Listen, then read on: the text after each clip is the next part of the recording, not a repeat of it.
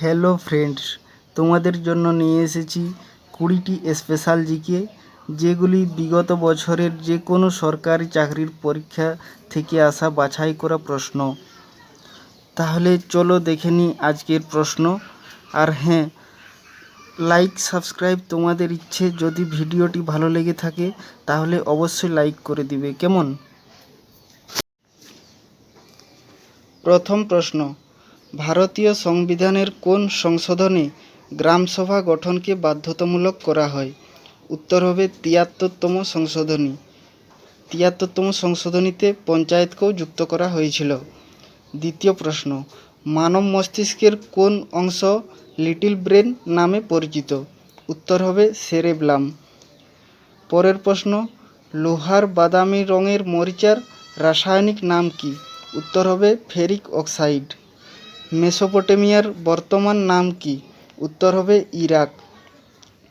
কোন গিরিপথটি ভারত, চীন এবং মায়ানমারের সংযোগ ঘটিয়েছে? উত্তর হবে ভিফু গিরিপথ। এখানে একটু স্পেলিং ভুল আছে, এটি ভিফু নয় ডিফু গিরিপথ হবে, যেটি অরুণাচল প্রদেশে অবস্থিত। পরের প্রশ্ন, অ্যাবিসিনিয়ার বর্তমান নাম কি? উত্তর হবে ইরাক। ভারতের 29তম রাজ্য কোনটি? উত্তর হবে তেলেঙ্গানা, যেটি 2014 সালে গঠিত হয়েছিল।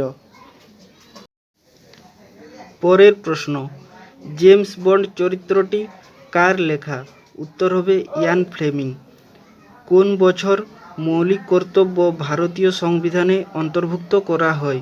উত্তর হবে 1976 সালে 42তম সংশোধনীয় দ্বারা। কোন ভিটামিন তাপে নষ্ট হয়ে যায়? উত্তর হবে ভিটামিন সি। পরের প্রশ্ন, অ্যাক্রোফোবিয়া বলতে কি বোঝায়?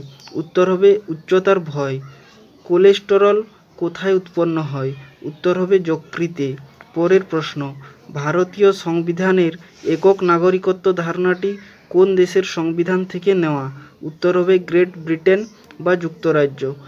পরের প্রশ্ন, প্রথম পঞ্চবার্ষিকী পরিকল্পনা কোন মডেলের উপর ভিত্তি করে তৈরি করা হয়? উত্তর হবে হ্যারড ডোমার। পরের প্রশ্ন, রিক্টার স্কেল কে আবিষ্কার করেন? উত্তর হবে চার্লস ফ্রান্সিস রিক্টার। পরের প্রশ্ন, সিন্ধু সভ্যতার কোন অঞ্চলটি পাঞ্জাবে অবস্থিত? উত্তর হবে রোপার।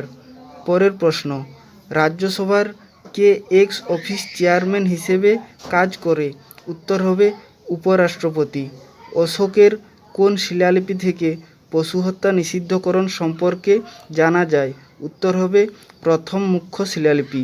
পরের প্রশ্ন, ভারতের কোথায় লেপচা উপজাতির মানুষ বসবাস করে? উত্তর হবে সিকিম রাজ্যে।